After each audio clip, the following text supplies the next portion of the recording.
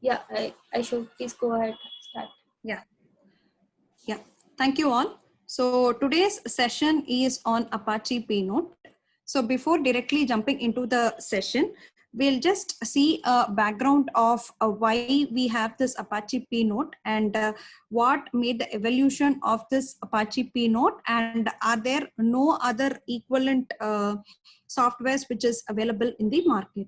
So in today's era, so what do we need? We need a stable system which handles loads and loads of data, and at the same time when multiple users query on the same data, we should be getting output very fast. That is what we are expecting is low latency. So though there are n number of people querying on the same set of data at the same time, eventually what we need is low latency. Okay, it is not that a system is able to handle huge amount of data, but on the other hand, when I try to query on that data, I am getting output after a very long time. So that is not what I expect. Or else my system is giving me output at a very short time, but it is not able to handle loads and loads of data. So that is one scenario. Or else I am able to do this, but I'm not able to take the traffic. Means I'm able to have that much amount of data and also able to provide low latency. But if there are more number of users querying on the same set of data, because of traffic congestion, I am not able to give the results. So these are some of the problems which is there in today's world. So Anupriya, can you just go to the first slide?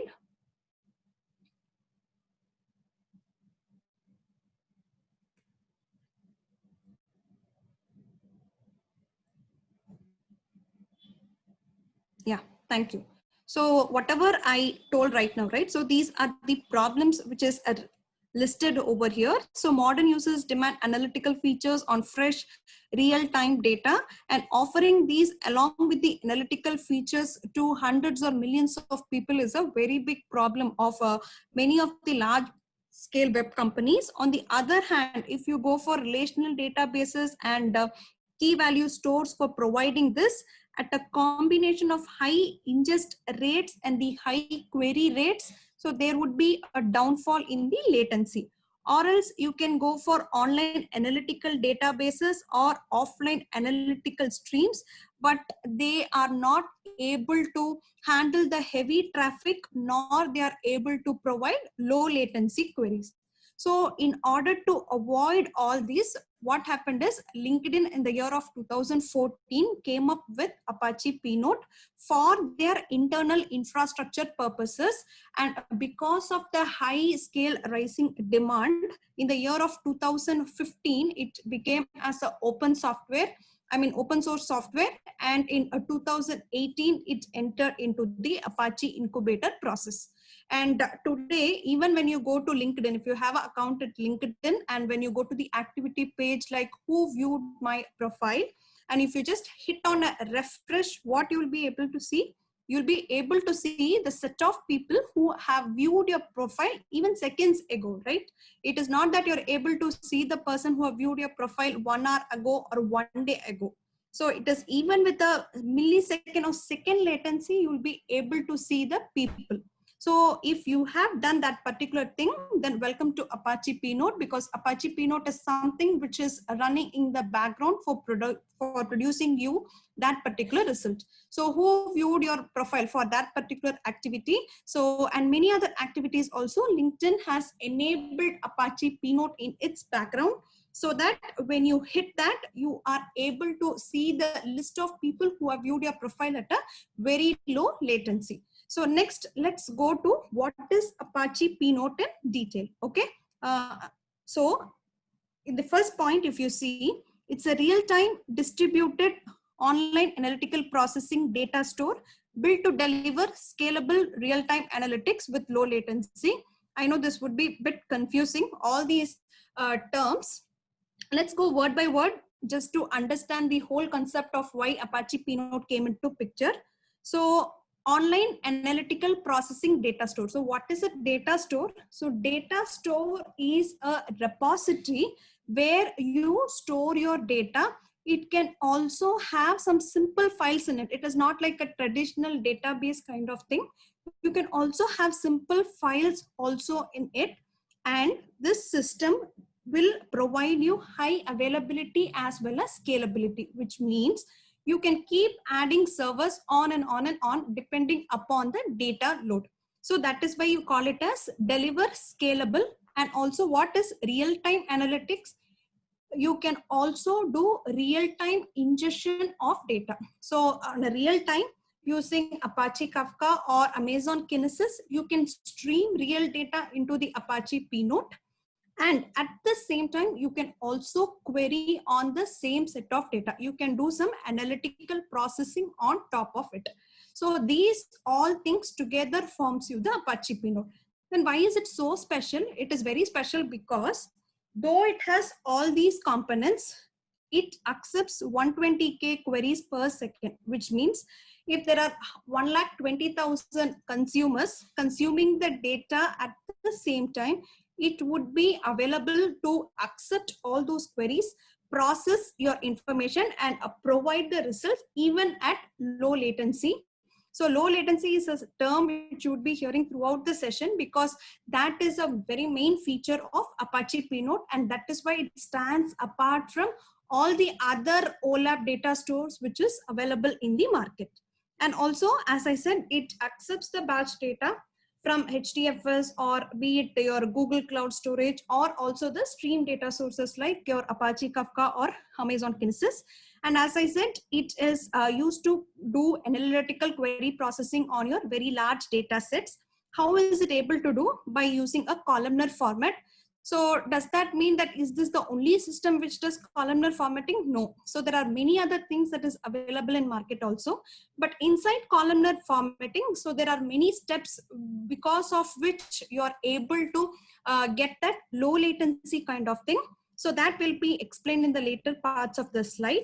And whatever data you feed right into the system, that data is nothing but data shards. Shard is nothing but horizontal slices of your data. So horizontal slices of your data is getting converted into segments. So segment has millions and millions of rows and records, and one or more segment combines together and forms you something called as a logical container, which is nothing but your table.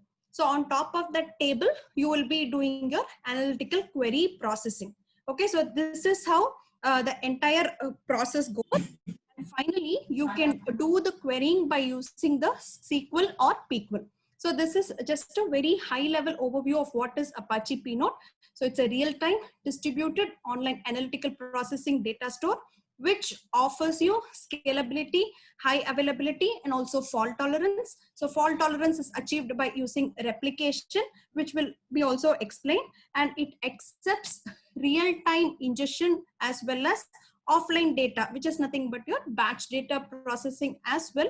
And even though 120K users query on the same set of data per second, it is welcoming that traffic and processing your data and giving you the results at an ultra low latency.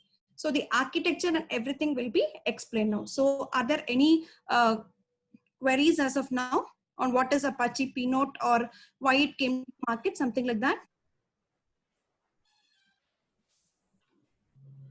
Okay. Thank you. I take it as a no.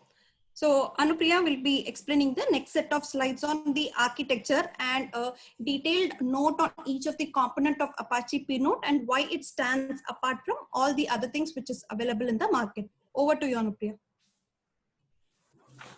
Yeah, thank you, Aishu, for the overview.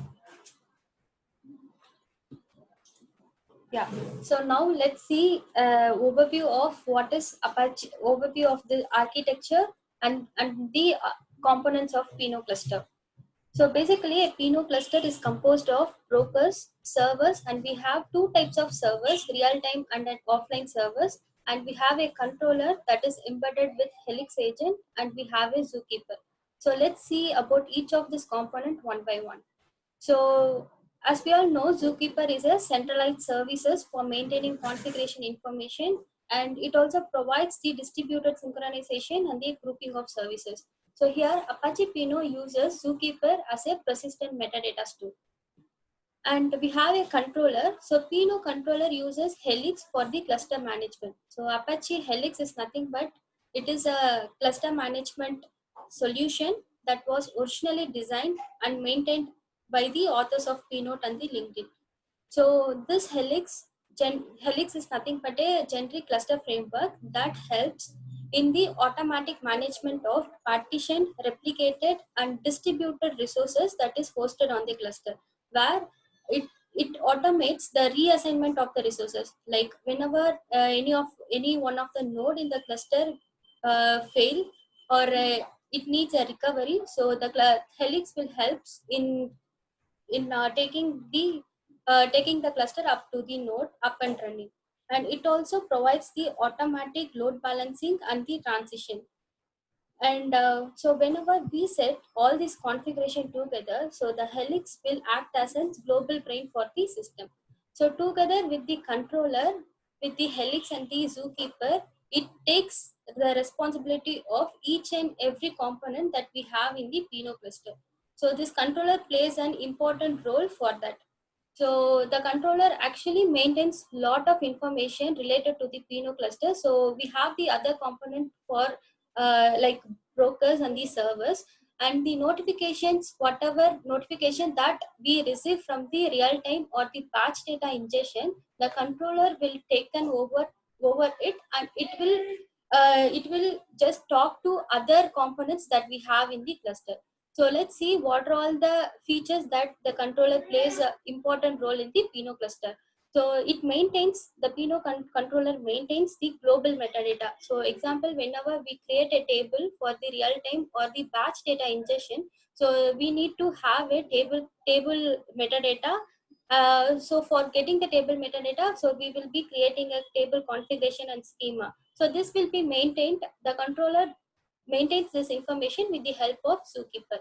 And this controller also maintains the mapping information. So whenever we are doing loading data from real time or batch data stream, so we need to have some mapping. So the mapping will take care of what data it has to load. So once they maintain the mapping of which servers are responsible for which segment, and these mappings are being later been used for downloading the portion of segment. So now let's see how the data gets loaded into the servers. So basically, so data in the Pinot is stored as a segment. So segment is nothing but a partition of data. So here each segment is a data that is packed in a columnar fashion along with the dictionaries and the indices. So each and every data that is been even from the raw data, like this Pinot supports variety of data formats like CSV, Parquet, ORC, lot of data formats. And whenever we are loading a data from the batch job, in case of the offline service, which is also called as a batch job ingestion, so it will be load the raw files from the either from the S3 or the any of the Hadoop file system. The raw files are converted into Pinot segments in offline. So we have a ingestion job where this ingestion job will have the configuration of what is the input directory from the batch job. I mean from the file system it has to redirect, and we will be having the output directory and which format of the file it has to load. So all this part will be taken care by the ingestion job. So once the ingestion job is completed, the raw data is being splitted into number of segments that we need to define. So this number of segments will be loaded to the segment store. So segment store is nothing but the persistent store that we have. So either we can configure with HDFS S3 as a persistent store in the cluster. In case of the real-time system, what it happens is the servers are directly consumed from the data streams. So such as like Kafka, Kinesis, and Event Hub we have as a real-time system. So once the data is consumed, the data is being periodically converted as a segment to the real-time servers. So once the consumed data, whenever we get streamed of this data streams, automatically the segments will be pushed to the real-time servers. And once the offset is reached. So for the real time, we will be defining a retention of the data which it is consumed. So once it reaches the offset, the data will be persisted to the segment store. So this is all the this is how the data loading and the data loading part of the real time and the batch data will works in the Pinot cluster. And these are all the operations where the controller and the brokers. So here the broker is used for routing the query. So whenever we receive a query from the client, the broker will accept the request and it will just routes the request to different servers that we have. So in cluster, we will be having multiple nodes for that, no, multiple nodes for the servers. So whatever data that is being loaded as a segment, that will be distributed across the servers. So whenever we get a client response, the broker will distribute the request to the number of servers that we have, and this server will consolidate the response into a single one, and then it will return back the response to the client. So this is the overview of what we have in the Apache Pinot architecture and working of each and every components we have. So now let's see the helix tagging. So what are all the logical tagging that we have in the helix, and what are all the storage model that we have in the Pinot. So here, the helix is basically divided into three logical components. So participant node, spectator node, and a controller node. So this participant node in the cluster will actually host the distributed storage resources. So whenever we start a cluster, so we need to start with a zookeeper, number of servers that we need to have, and number of brokers and the controllers. So this three will be depend upon the project requirement that we have and the number of data that we are going to process. So all this information will be get stored under the node of participant in the helix component, and followed by the spectator. So spectator, these nodes observe the current state of each participant and routes the request accordingly. So whenever we request a query, for example, the request of the query from the client will taken care by the broker node, and this broker will send the request to the servers, and the servers will send back the response back to the client, and followed by the controller. So this controller will observe and manage the state of participant node. So in participant node, as I mentioned, it will have all the resources of the cluster. So resources is nothing but the number of controllers servers that we have, and this controller will take care of that, and it also manages the state of the participant node. So it is also responsible for coordinating all the state transition in the clusters, and it ensures the state constraints are satisfied, and it also maintains the cluster stability. It also helps in maintains the cluster stability. So these three nodes are very important in the helix component in the Pinot cluster. And we also have some Pinot components that is tagged to helix mapping. So here the component helix mapping and the Pinot components. So these are all like intermapped, so that the cluster will talk to. So they will have some communication over there. So we have a Pinot component called segments, tables, controllers, servers, and brokers. So segments is modeled as helix partition. So partition is nothing but a smaller chunks of data that has been broken down into segment. So each segment can have multiple copies, which is referred to as replication. So whenever we are loading either from the batch data, which is nothing but a offline, and real-time data, so the data will be stored as a segment to the segment store. So this segment store is nothing but a partition that we have in the number of servers in the distributed manner with the replication factor that we are defined. And then table. So table is nothing but it will have a collection of data consisting of number of rows and columns. And in case of the Pinot, we will be having a group of segment as a table. So all the segment will be consisting of the same schema. And then comes to the controller. So as I mentioned above, the controller will derive overall state of the cluster.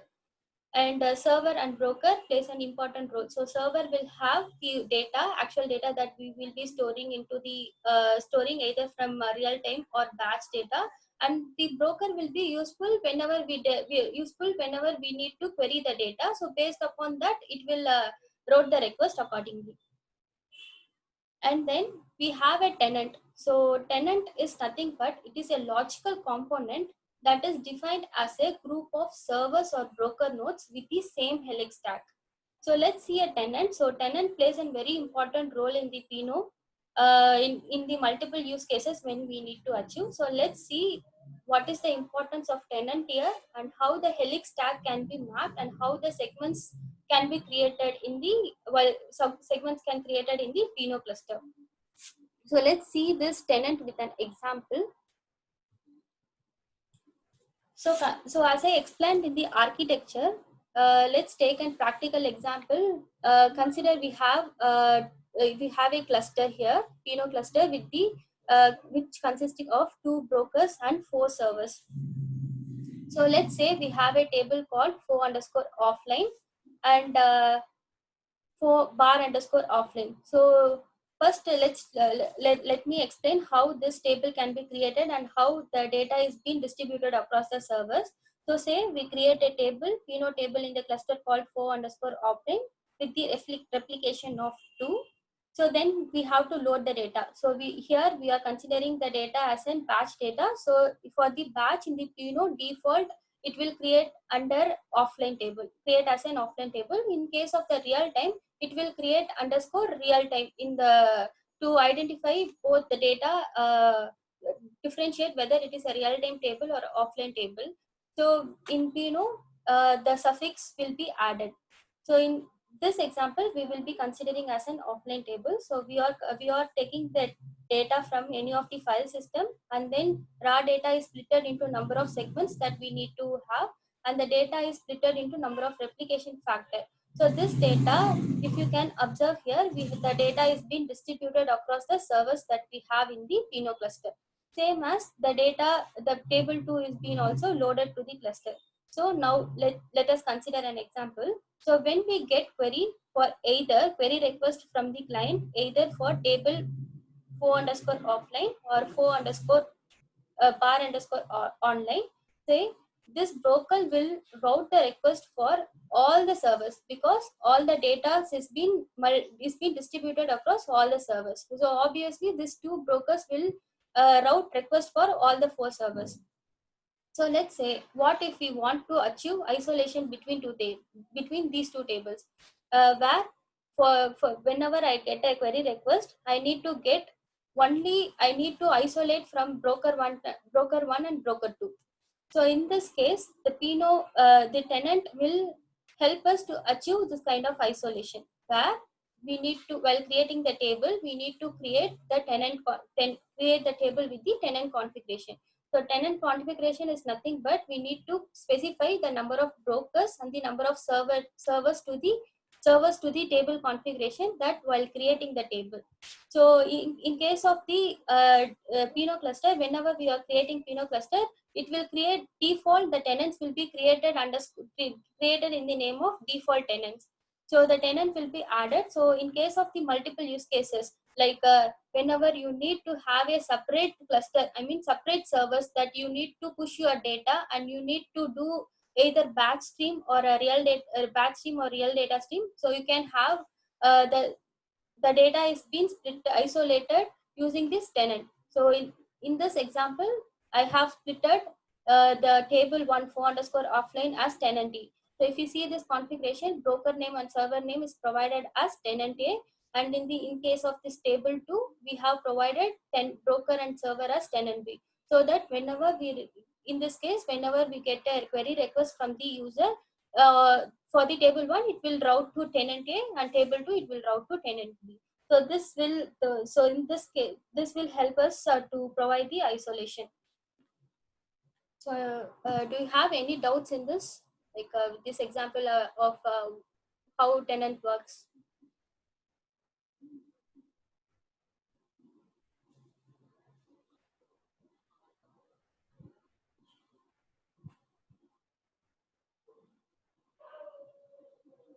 Hope it is understandable, or do I need to explain? Okay, I'll take it as no. So now in the next upcoming slides, we will see about the table configuration and how we can do the batch data stream and the real-time data stream, and about how the queries we can execute in the upcoming slides. So over to you, Aishwarya. Yeah, thanks Anupriya for the detailed overview of the Apache P-Note. Yeah, so can you please go to the next slide? Yes. So this part is one of the most important things with respect to Apache P-Note. So what we are trying to do here is we are trying to create a schema and a table. Okay, so what we are doing is schema config as well as table config is what we are doing here. So if you see on the left hand side, I have created a schema name which is called as a transcript. So suppose consider I am going to load a CSV file with these columns like student ID, first name, last name, gender, subject, and score. First, I will decide like which one would be my metric column. So metric is nothing but on which column you are going to apply your aggregations. So it would obviously be what? Score. So first I will be defining the score column as a metric field specification, and I will be giving the corresponding data type. On the other hand, the other set of columns like student ID, first name, last name, gender, subject would fall into the dimension field specifications. And along with this, if you have any date column or timestamp column, you could also mention it separately and give the granularity as well. So granularity is nothing but is it in milliseconds or seconds, at what level of granularity you want to achieve. So that thing also you can specify with respect to schema.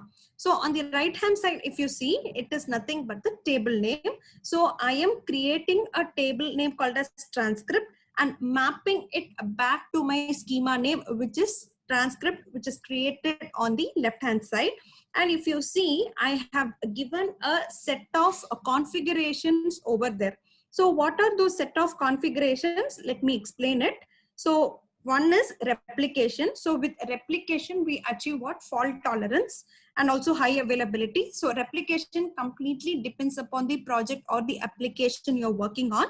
So it could be 1 or 2 or 3. So that completely depends upon your application. Next is the schema name. So schema name, I have created it as transcript.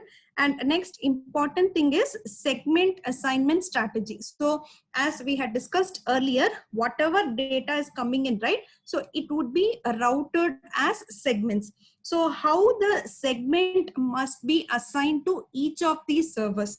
So for that, there are 3 strategies which is followed. One is the balanced number segment assignment strategy. Otherwise, you have a replica group segment assignment strategy or a partitioned replica group segment assignment strategy. So this is nothing but whenever your data is coming into the P-Note cluster, so the way it should be distributed among the servers. So this balanced num segment would be the default, which means whichever server has less number of segments, it will come forward and say that, okay, I have the less number of segments, I will be able to accommodate the incoming segment of data. So with which there would be a balance that would be maintained across the segments, or sorry, across the servers. So that is balanced num segment. Next is your replica group segment. So this replica group is a very important thing because one replica group would have complete set of data for one particular segment, which means when a query enters into my system, I can route it only to that particular replica group, and my connection will not be established with other servers. And also, even for faster query performance, you can still go for another option called as partitioned replica group, where you will be creating partitions on one specific column, and that partitions would be inside your replica group, which I call it as partition replica group segment assignment strategy. So you can assign the segments based on the segment assignment strategy. So whichever is according to your application, you can do that. And tenants, as Anupriya discussed, right? So tenants is also one important concept of your Apache Pinode. So there, if you have already created a tenant tag, you can tag this particular table to that particular tenant. Like it could be a combination of one broker and two servers, or one broker or n number of servers. That completely depends upon you. Or else, if you have not created any tenant at all, then it would fall under something called as default tenant. So the tenant for broker and server would be default tenant. Next is table index configuration. This is one important topic which we'll be seeing in a detailed note in the upcoming slides. So what is this indexing, right? So you have multiple indexing concepts which is available. So out of which, what indexing must be done on your set of data. So that you can specify it over here. Inverted index columns, and specify the name of the column. Load mode. So how the data or the segment must be loaded. So there is two things. One is heap mode and another one is called as MMAP, which is memory mapping mode. So you can choose either of these. And next one is the table type. So table type is what Anupriya was discussing. So you can load offline, or it could be a real time, or it could be a hybrid as well. Combination of both of these things. And metadata. So all these things you will have to give while you create a table.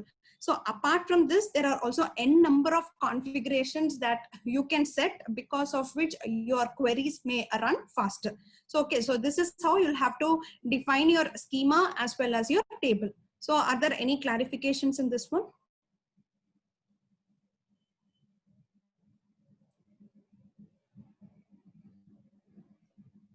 Okay. So, okay, so we will move to the next slide. So this is the Pinode query execution overview. So though you have the cluster and everything set up, how are you able to achieve that low latency, or what makes it different from other things which is in market is some of the concepts which we will be discussing it right now. Okay. So how the Pinode query execution happens is, the query will be coming to the broker, and the broker will navigate your request to the servers. So as she said, there are two different types of servers. It could be a real-time server or your offline server.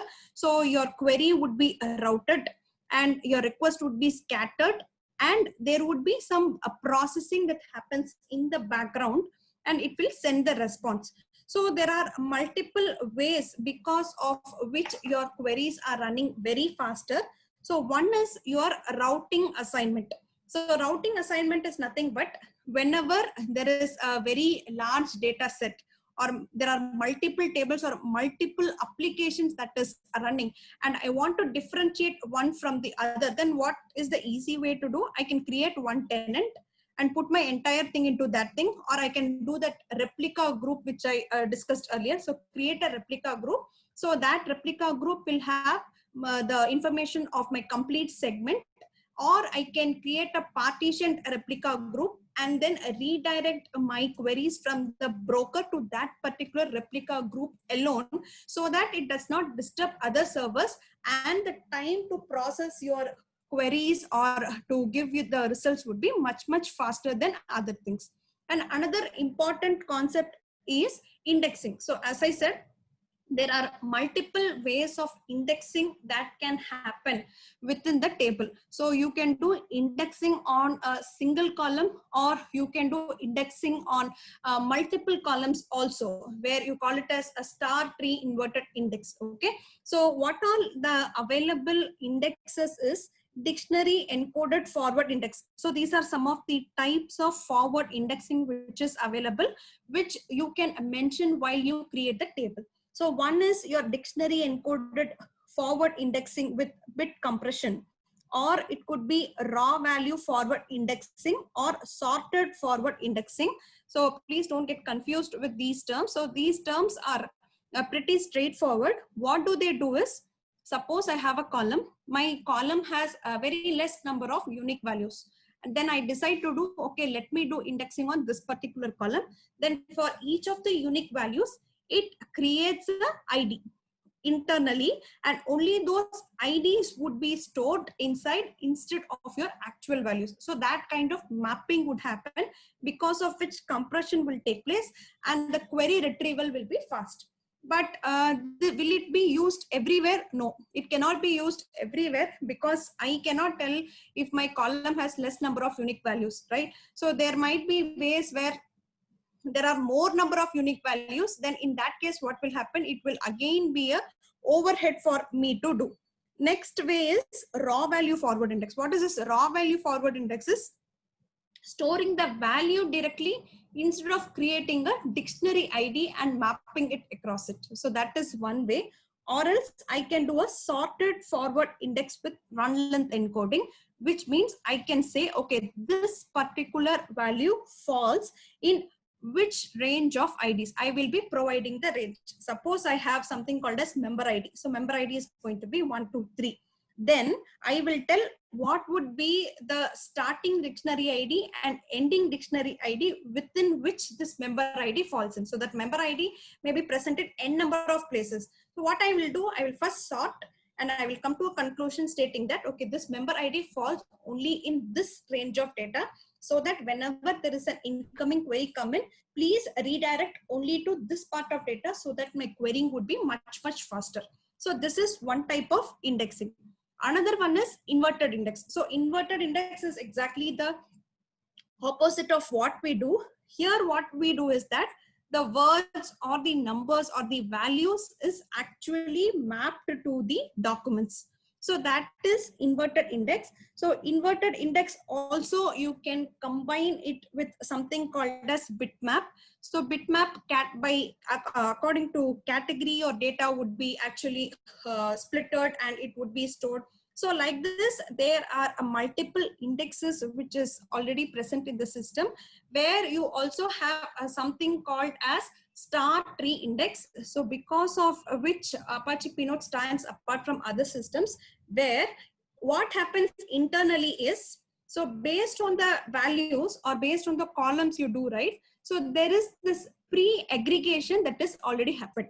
Suppose I have ID, name, department, as well as salary. So based on the department or based on the name, not based on the name, based on the department, what will be happening is internally there is this pre-aggregation that is already happened, and it will be stored somewhere, so that whenever the user does this aggregation queries on top of it, right, it would literally be just a lookup. So it need not recompute the values again. So based on all the possible aggregation, right, all the possible combinations of data, right, it does the aggregation and keeps internally, so that whenever I'm querying on top of the same data set, retrieval would be much, much faster, because I need not recompute those things again. So this pre-aggregation is one important thing which I call it as star tree index. So star tree indexing can also be enabled with respect to Apache Pinode.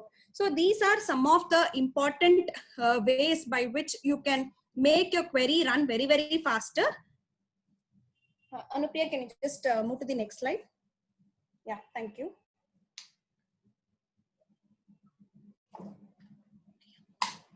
Yeah, sorry. So here it is the same way like how it was explained earlier. The Pinode broker, it will receive each of your queries. So then the query, based on whatever configurations you have set, right, it will go to the real-time server, or it would be the offline server. And based on the way it computes and gives back the results to the user, it also has the segment store, as Anupriya already discussed, right? So it would be offline as well as the real time. So real time would be from either Apache Kafka or Amazon Kinesis, whatever it would be. So from there, data would be continuously getting streamed into the server, and when it reaches one point of time, that data gets flushed into your segment store. Okay, so it gets persisted over there. That is one way. Other thing is that there is a ingestion batch job that happens, from where you'll be writing the batch data or the offline data into the segment store, and from the segment store it gets written into the servers. So this is how the query gets executed with respect to Apache Pinode. And all these things is being taken care by the Helix, because Helix would be a cluster management tool over here. So where your controller is embedded into it, and Zookeeper would be more of a metadata management tool. So are there any queries like, are you able to understand like how the queries are getting low latency output? It is because of these three concepts. One would be your routing strategy, the way you route the queries. Other one would be the segment assignment strategy, and the way you index your data. So indexing can be on a single column, or it could be on multiple columns as well. So depending upon that one, so we will be arriving at a low latency output. And there are also n number of configurations which is available, which is also listed in the documentation page. So with which you can achieve even more query performance. So low latency can be achieved even more by specifying those configuration parameters as well. So are there any clarifications?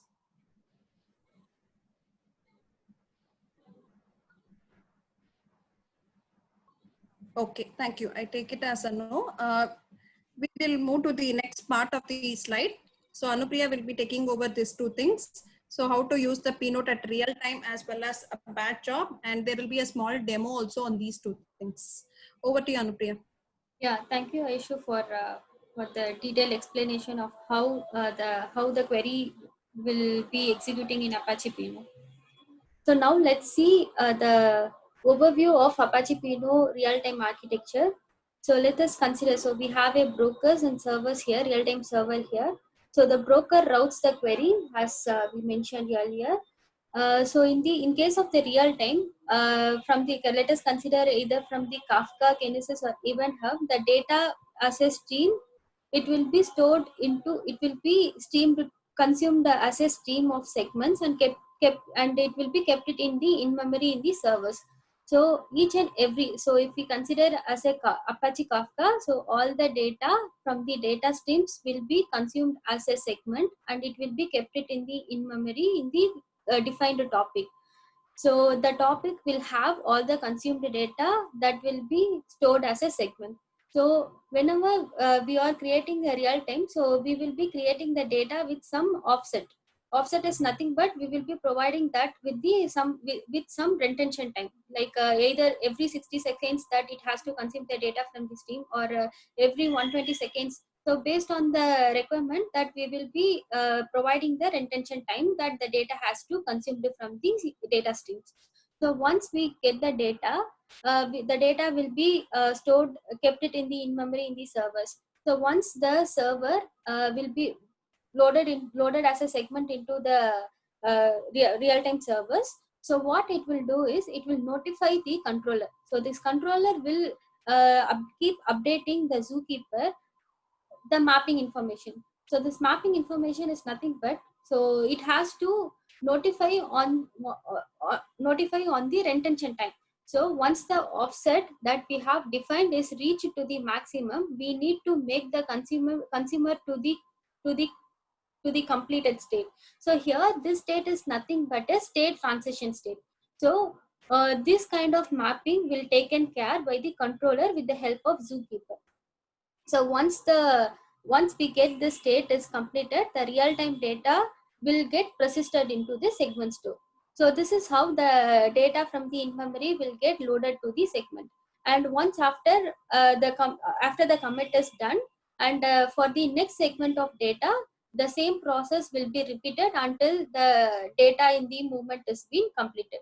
So this is how the real-time data will happen. We'll just see this with an example.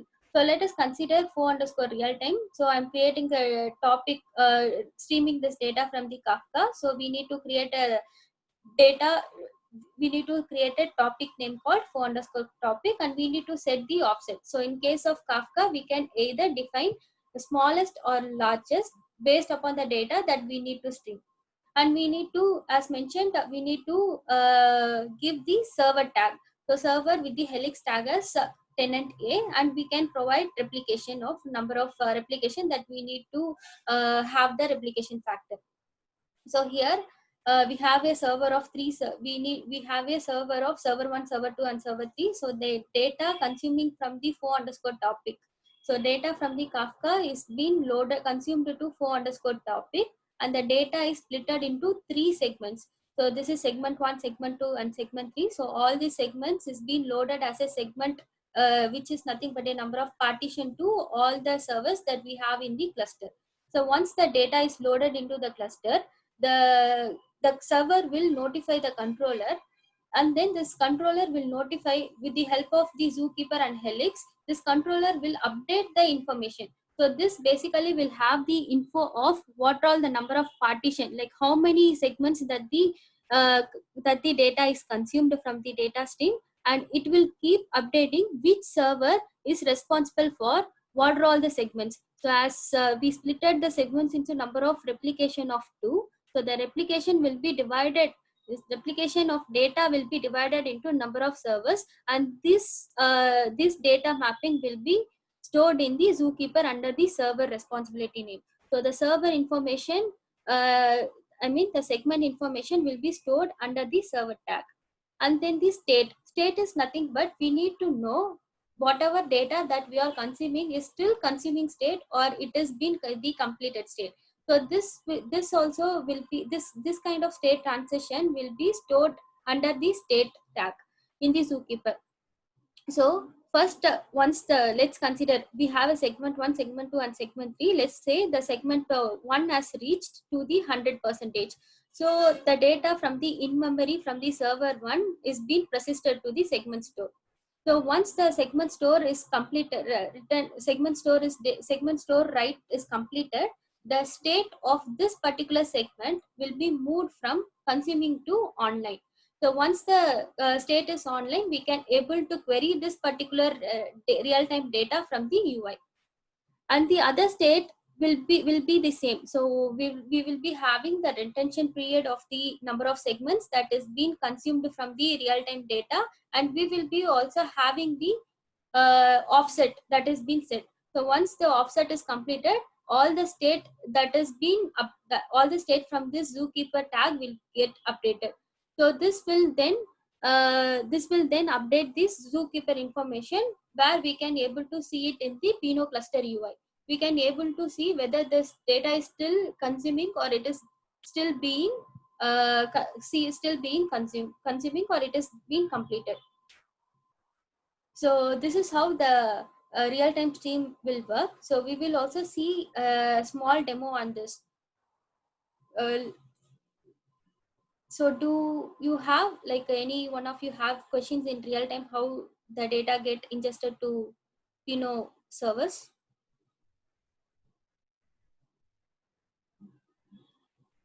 Okay, so if not, I'll just explain on the batch data also, and we will see the demo on these two. So in case of the batch time, it works different from real time. So in batch data, so we will be loading data from any of the distributed system or any of the cloud, Amazon cloud or HDFS or Amazon S3 file system. So the raw data will get loaded before loading to the segment store. We will be running a ingestion job. So this ingestion job will have the certain configuration, like input, number of input files that we need to load, and the number of segment that we need to split up. So here the raw data is split into number of one segments, and the segment after the ingestion job is completed, the segments is being offline segments will be loaded to the segment store.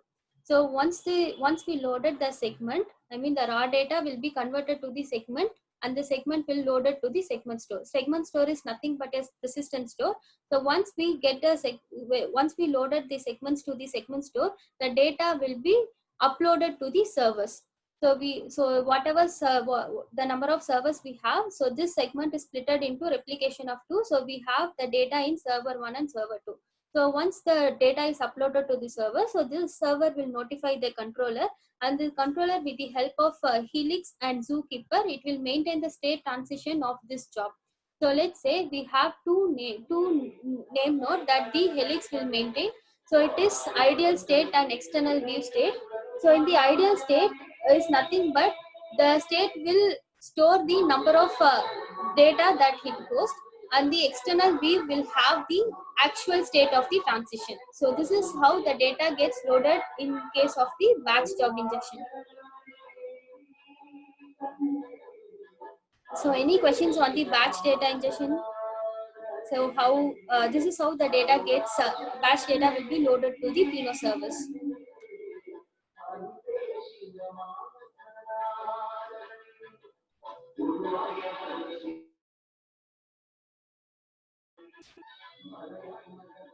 So let me show show the demo on these two. How the data gets loaded in the real time and the batch data job. So for this, for the real-time example, I took the, so let's take an example of loading consuming the events from the GitHub. So we have a GitHub events. So where before this particular quick script will create a quick start cluster with one zookeeper, one server, and one broker node and one controller node. So with all this setup, it will just stream the GitHub events into the Kafka topic called pull request, pull merge request. So before this, we have to create a table configuration and the data configuration. So the for the pull request events for the from the GitHub, the table configuration which Aishwarya has explained, it looks like we need to have the table configuration and the schema configuration. So table configuration will have the table name and the table type and this segment information that we need to create. So as I mentioned, we will be defining the retention time and the retention value and the schema for the events name. All this information will be given under the table configuration file, and we will have the table and the column information in the schema file. So now let's start the script. So this script will pull the events from the GitHub API. So we are using the open source API here for streaming the data for number of events that we have. So this quick start script will start the Pino cluster in the local host, and it will also create the table and configuration for the pull merge request events. So we can once the cluster is hosted, we can able to query the data from the data stream that it is consumed under the topic called pull merge request. So now the cluster, now it is just creating the cluster. So once the cluster is created, it will be, we can able to see it in the local host view.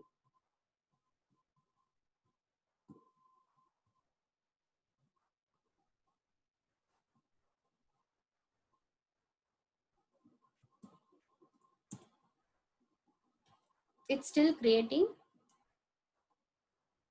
Okay, so the Pino cluster is created now and the data is started streaming. So if you can observe, so we have created a default cluster configuration with all the servers as one, and so once the data is been, so now the Pino cluster is created. So if you can observe here, it will create a table with the schema that we have provided. So once the schema is provided, the table will get created. So now if you can see here, the table is created. So the table name is, as I mentioned in this while explaining the slide. So for the real time, with the topic and the table name that we have defined with the suffix, it will default, it will create whether the table is real time or offline table. So now the table is created. If you can click the table, it will give the information of the table configuration and the table schema that we have provided offline. So this is the table configuration and the schema information. So to query the table, we have a query console where we can able to query the data. So if you just click the run query, it will just provide us the data results of the particular query. So right now we are just pulling the GitHub events, right? So it will have the number of events, committed events, pushed events, and any of the repos that the committers developers has changed or not. So these all kind of information can able to query it from the data that it is being consumed. So we can also have an option of export. So we can download it as an Excel CSV, and we can also copy, and if you want to see more insights on the data. So this is how the real-time data gets loaded into the Pinot service, and using that we can able to query the data using the query console. And before I forgot to explain this Zookeeper. So as we seen in the cluster, the helix component and the participant information, all this. So if you can see in the participant node, so we have all the broker and controller and server node that is being created. And we have this external view and ideal state node for the node transition. Like it will do the commit. So it will do the commit for whether the particular job is completed or still it is in being progress. So those kind of state transition will get updated in case of the offline. It gets updated in the external view and the idle state. So we have some other components where it keeps the information of all the nodes that we create. Like nodes is nothing but that these are all the resources that we have created. So with the help, the controller maintains all this information with the help of Zookeeper and the Helix. So Helix is used for the cluster management, as we mentioned. And now let's see an example for batch job ingestion as well. So before explaining batch, before executing the script, let's see how the table and the schema is being created. For batch job, we are considering the transcript example. So the data is. Sorry to interrupt. Yeah. Simon, will you be able to available for another 5 minutes? Be just showing another one demo with which we will be concluding. Yes, I'll be here. Okay, thank you. Okay. Okay, we are running out of time. So I'll just make it fast. If you have any doubts, like just stop me in the middle. So for the batch data, I took an sample example of having this data. So this data, for loading this data, we will be having same as schema information and configuration information will get added to the table. So for this, we have to create a table name with the table configuration. So before that, we need to make sure the location is correct. And using this add table configuration parameter, we need to pass the schema file and the table configuration file. So this will get after this, the table will get added. So once the table is added, we can able to see this table in the UI. So now we can able to see the table is being created. Now we can able to see this table that it creates in the UI. So now we have the table for real time and the offline. So to push the data, we need to create segment offline. So for this, for the batch data, as I mentioned, we need to have, we will have the ingestion job. So this is the ingestion job where we have the input directory URL and the job type, the number of job type that it supports, with the output directory where the segments of data that it has to return. So this is the command to create the table, create the segment. So this will create the segments where it will create the data, raw data, and it will split the raw data into number of segments. So the segments is being created now. Now we can able to query the data same as for the real time. We can also able to query the data for the offline. So these are all the offline configuration information, and in the query console, we can also able to query the data for the transcript. So this is how we load the data to data from real time and the batch data store. So I'll just go back to the slides again. Yeah, you want to just give an Yes, overview? I'll just give a very quick overview of this one, and then we'll just go to the conclusion. So like Pinot, we also have many other things in the market like ClickHouse as well as Druid. So if you see ClickHouse, right, it is more or less like a traditional database kind of thing, and it could be used on a small scale. So whereas if you see Druid as well as Pinot, right, so it is more or less the same. But in case of Druid, you would require some kind of SQL database when you do the installation. And for with respect to Pinot, right, it completely relies on the Helix architecture, Helix framework, and the Zookeeper. So without these two things, you cannot go and independently install Pinot. So it is completely dependent on that thing. And another one difference between this Druid as well as Pinot is, so in Druid, as you know, with respect to Apache Kafka, there would be this push action as well as the pull, right? So whenever there is a late coming event in with respect to Druid, all those events would be dropped. But in case of Pinot, that thing would not be dropped, so that you will be having the complete set of data, and even the events which is coming late, right, that would also be captured in case of Pinot. So these are some of the examples and some of the real-time distributed data stores which is available in the market. There is also a comparison between this ClickHouse, Druid and Pinot, which is included in the references part, where in detail they would have given what is the infrastructure and how it is different with the big data architecture and the framework, and why is it able to achieve this kind of low latency, and all those things would be explained in that particular thing in the references. You can just go through that thing. And finally, when we come to the conclusion, right, so there are multiple use cases for which you can be using the Apache Pinot. So one would be this LinkedIn activity, right? Who viewed your profile activity kind of thing, which I was explaining in the very beginning, right? So for those purposes, you can use Apache Pinot interactive dashboards and anomaly detection. So for this anomaly detection, there is something called as Third Eye, so which is being developed by the LinkedIn. And with respect to this interactive dashboards, right, you would have heard about the Uber Eats Restaurant Manager app. So in the Uber Eats Restaurant Manager app, so they have developed this, and they are using Pinot in the background and interactive dashboards.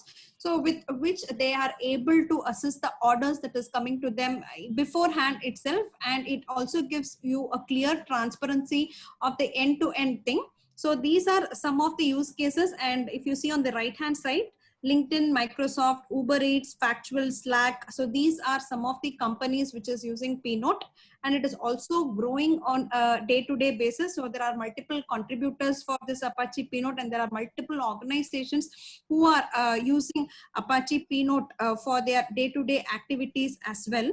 So this is just an overview of what is Apache Pinot and its architecture, and how you can do offline loading as well as real-time ingestion, and what all configurations you can do, and at the end who uses it and how it can be used for ultra low latency. So this is just a quick demo of Apache Pinot. Do you have any questions? No, I don't have any questions. Okay. Okay. Anupriya, you can stop the recording. Yeah, okay.